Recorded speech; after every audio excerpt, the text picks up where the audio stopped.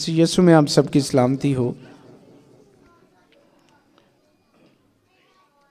खुदावन के कलाम अक़दस में यूं मरकूम है, जो कलाम की तलावत, हवाले की तलावत, इस हिस्से की तलावत जो आपके सामने रखी गई है। यूहन्ना जिसको आरफ का मतलब है खुदा को पहचानने वाला, इसको आरफ का लक़ब दिया गया इसलिए कि ये खुदावन का प्यारा शागिर्द ठहरा। इसको कलाम अक़दस में नए अहदनामा में प्यारा शागिर्द कहकर इसको पुकारा गया, और ये वाहिद ये शागिर्द था जो खुदावन यीशु मसीह की सलीब के नीचे फरमाबरदारी के साथ रहा। वो भागा नहीं, शागिर्द इधर उधर हो गए थे। मौत का डर हर इंसान को होता है, और इसीलिए खुदा ने इसको जब स्मरना की कलीसिया को पैगाम दिया तो वो यूहन्ना के ज़रिए दिया। मुकाशफा 2:10 में यूहन्ना ही लिखता है खुदा यीशु मसीह का पैगाम कि जान देने तक भी वफादार रहा तो मैं तुझे जिंदगी का ताज दूंगा। और वो खुदावंद का बंदा जो मौत से नहीं डरता था, इसको पतमस के जजीरे में जब उसको जलावतन कर दिया गया, जहां पे मुर्दों की हड्डियां हर जगह साहिल पर पड़ी होती थी, समुंदर के किनारे हड्डियां पड़ी होती थी उस जजीरे में, क्योंकि वहां पर लोगों को जलावतन कर दिया जाता था, लोग मर जाते थे वहीं पर।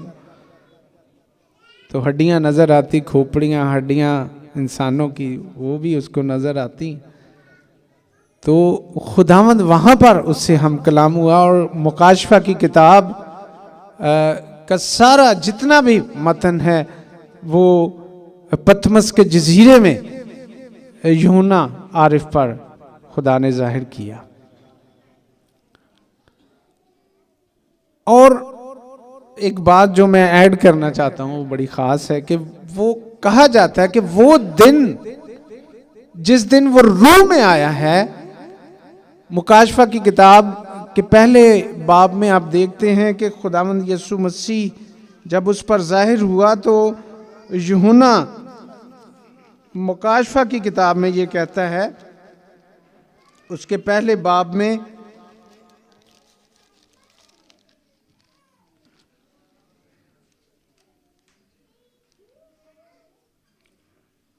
कलाम में लिखा है, जब मैंने उसे देखा तो उसके पाँव में मुर्दा सा गिर पड़ा, और उसने ये कहकर मुझ पर अपना दाना हाथ रखा कि खौफ न कर, मैं अव्वल और आखिर और जिंदा हूँ। मैं मर गया था और देख अब्दल आबाद जिंदा रहूँगा। ये खुदावंद का दिन था, संडे का रोज़ था।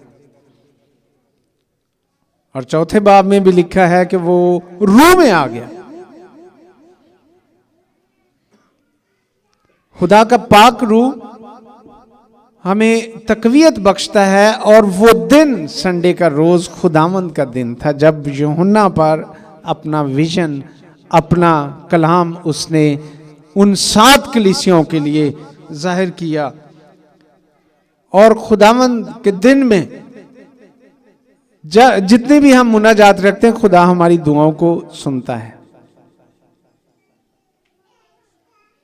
ये मेरी भी गवाही है, जब मैं संडे के रोज़ यहाँ पर पैगाम पेश करता हूँ, खुदा का कलाम हमारी ज़बान पे आ जाता है। और हम अभी रोज़ों के अय्याम में भी सीखेंगे कि इंसान सिर्फ रोटी ही से जीता न रहेगा, बल्कि हर उस बात से जो खुदावंद के मुंह से निकलती है।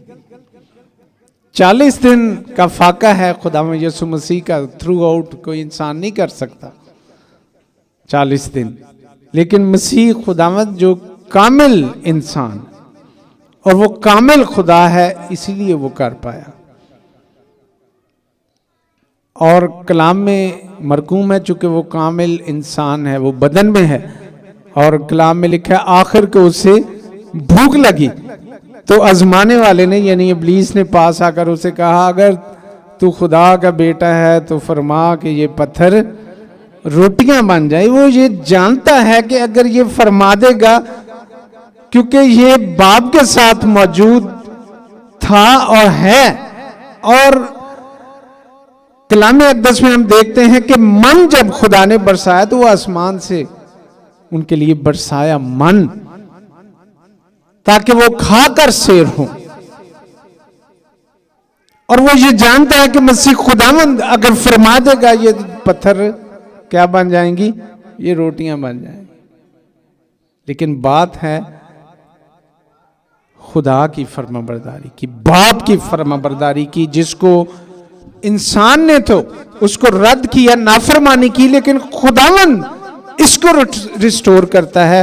और उसी ने कहा कि इंसान सिर्फ रोटी ही से जीता ना रहेगा, उसको रद्द किया है शैतान, जिसको इंसान ने उसको कबूल करके वो गुनाह में गिर गया, लेकिन खुदावंद यीशु मसीह ने उसको रिस्टोर किया है, उसको दोबारा फर्माबरदारी को बहाल किया ताकि इंसान खुदा के करीब आ सके।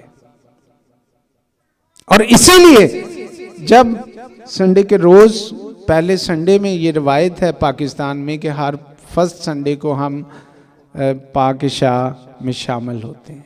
खुदा के पास आने की जरूरत इसीलिए हम करते हैं कि उससे सुनकर जो पैगाम हम तुम्हें देते हैं वो ये है कि खुदा नूर है और उसमें जरा भी तारीकी नहीं, नूर रोशनी, ये पाकीज़गी की, मैं अक्सर ये बात करता हूं कि ये पाकीज़गी की इलामत, और तारीकी ये गुनाह की अलामत, मौत की तरफ इशारा है, और नूर जिंदगी रखता है।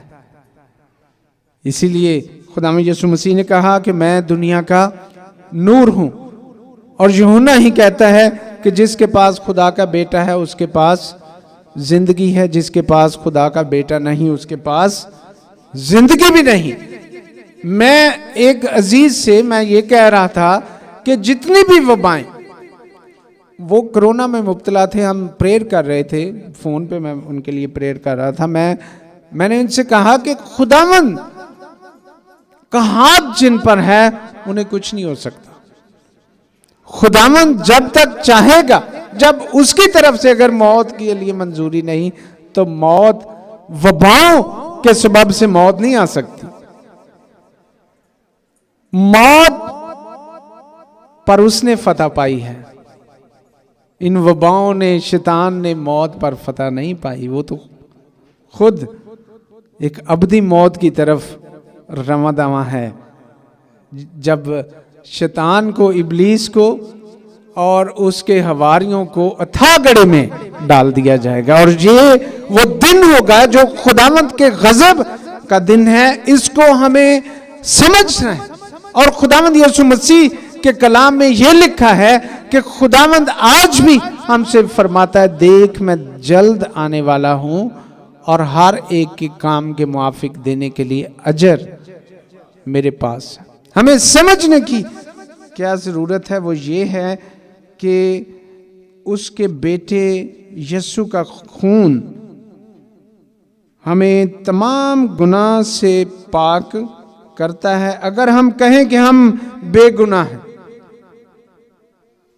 अगर हम कहें कि हम बेगुनाह हैं,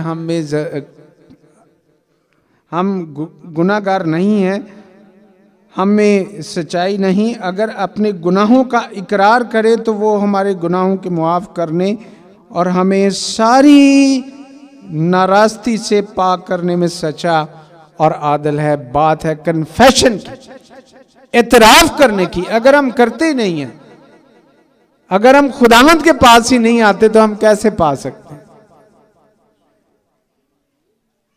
वो मुआफ़ी का पैगाम हमें देता है, वो मुआफ़ करने में सच्चा और आदल है, वो पाक करने में सच्चा और आदल है। वो ज़बूर नंबर 103 में हम गाते हैं कि वो हमें हमारी तमाम हमारे गुनाहों से वो पाक करता है, फिर हम शिफा हासिल करते हैं। इसीलिए खुदावंद यीशु मसीह ने पहले अक्सर इस बात को लोगों के सामने रखा कि जा बेटा तेरे गुनाह माफ हुए, जा बेटी तेरे गुनाह माफ हुए, और उनको शिफा हासिल हुई। वो शिफा का सरचश्मा है, और ये एक ऐसा कांटेक्ट है जो खुदावंद के सामने आने के लिए जरूरी है कि हम अपने गुनाहों का इकरार करें। हम अगर कहते कि हम में जरा भी तारीकी नहीं, तो फिर तो हम अपने आप को अगर खुदा कहते हैं, फिर हम ये दावा करते हैं कि हम तो गुनाहगार अगर नहीं हैं, तो हम खुदाई का फिर दावा कर रहे हैं। तारीकी सिर्फ खुदा में नहीं है, इस बात को जानिए। लफ्ज इब्रानी यूनानी जबान का लफ्ज इस्तेमाल हुआ फॉस, जिसका मतलब है उसमें शैडो नहीं बनता, वो बंद बंद और गुदे गुदे में से इसीलिए गुजर जाता है। ये रोशनियां, ये जाहरी रोशनियां हैं, ये दुनियावी रोशनियां में नजर आती, लेकिन वो हकीकी रोशनी जो है वो इसीलिए कलाम अक़दस में लिखा है, उसका कलाम उसकी जात अक़दस की तक़वियत बंद बंद और गुदे गुदे में से गुजरने की अहलियत रखती है, उससे कोई छिप नहीं सकता। मुक़द्दस दाऊद कहता है, अगर मैं आसमानों पर चढ़ जाऊं तो वहां पर तो मौजूद है, अगर मैं समुद्र में उतर जाऊं, जमीन की तह में चला जाऊं, जमीन के अंदर पाताल में मैं अगर उतर जाऊं, समुद्र की तह में चला जाऊं, तो वहां पर भी तू मौजूद है। खुदा हम्माजा, हम्मादान और अलीम कुल है, वो हर एक शख्स उससे छिपा नहीं है, उसके सामने खुली किताब की मानंद।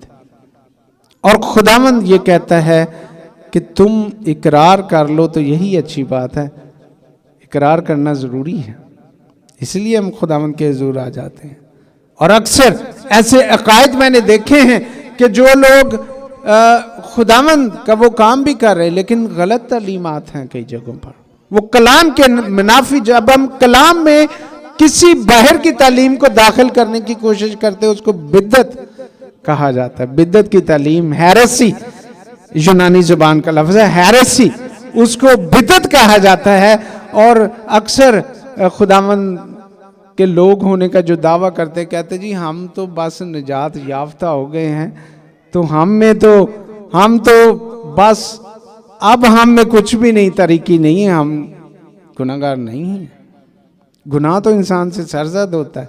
मुक़द्दस पौलुस तो ये कहता है कि जिस चीज का मैं इरादा करता हूं वो तो मुझसे नहीं होती, जिस चीज का मैं इरादा नहीं करता वो मुझसे सरजद हो जाती है।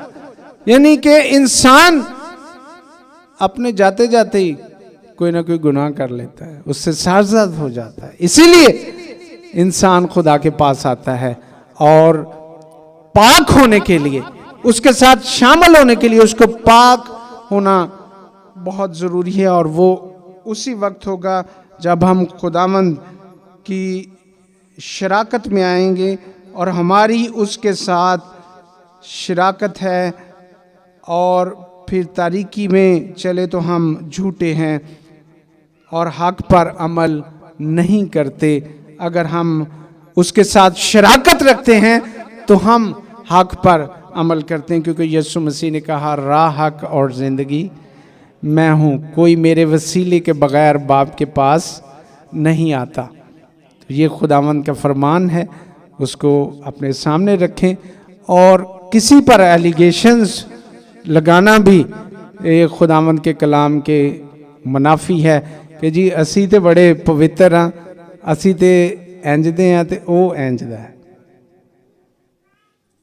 रोम का खत पढ़े, रोमियो 11वां 12वां 13वां बाब पढ़े, वहाँ पे लिखा है कि खुदा के लोग जब ईमान में उसकी कलीसिया में शामिल होते हैं तो उसका ताल्लुक बराह रास्त शख्सी तौर पर उस शख्स के साथ, ना कि साथ वाले बैठे शख्स पर हम तोहमत लगाएं, क्योंकि हम तो खुद गुनाहगार। अगर किसी की तरफ हम उंगली उठाते हैं तो कितनी अपनी तरफ आ जाती? 3 आती, 4 आती, जितनी भी बाकी बचती वो हमारी तरफ आती हैं। तो इसका ख्याल करें हम। तो हम इकरार करें कि हमने गुनाह किया है, और गुनाह 2 तरह का है। एक गुनाह है फितरी गुनाह, जो बाप दादा से चला आता है, और वो खुदावंद यीशु मसीह के लहू के बगैर हम दोनों गुनाहों पर काबू नहीं पा सकते। और दूसरा गुनाह है एक्चुअल सिन, अमली तौर का गुनाह जो हम रोज कर जाते हैं। हम कहीं ना कहीं झूठ भी बोल जाते हैं, हम झूठ भी बोल जाते हैं। अक्सर चलते चलते किसी ने, हम फोन पर झूठ बोल रहे होते, पता है। हम अगर आ रहे हैं मुल्तान से, एक मिसाल ले लें, या इस्लामाबाद से आ रहे हैं, तो हम कहेंगे जी हम पीछे वजीराबाद, कहेंगे जी हम तो काला शाह काकू हैं। हम झूठ बोल रहे होते हैं, और अक्सर लोग सुन के हंस रहे होते हैं साथ वाले। बेशक वो भी कभी झूठ बोलते, लेकिन हंसी आती कि ये बंदा क्या कर रहा है। तो ये ऐसे गुनाह हमसे सरजद होते रहते हैं। चोरी कख दी भी थे लख दी भी, तो चोरी तो चोरी है। तो इसको हम ख्याल करें, अपनी जिंदगियों को बेहतर बनाने की जरूरत। मैं भी उसी में शामिल हूं, मैं भी इंसान हूं, आप भी इंसान हैं। हम सब को खुदावंद को फॉलो करना है, उसके अहकाम को फॉलो करना है, उसकी तालीम को फॉलो करना है, ताकि हम उसकी हुजूरी में बने रहें। खुदा बाप, खुदा बेटे, खुदा रूह कुद्स के नाम। आमीन।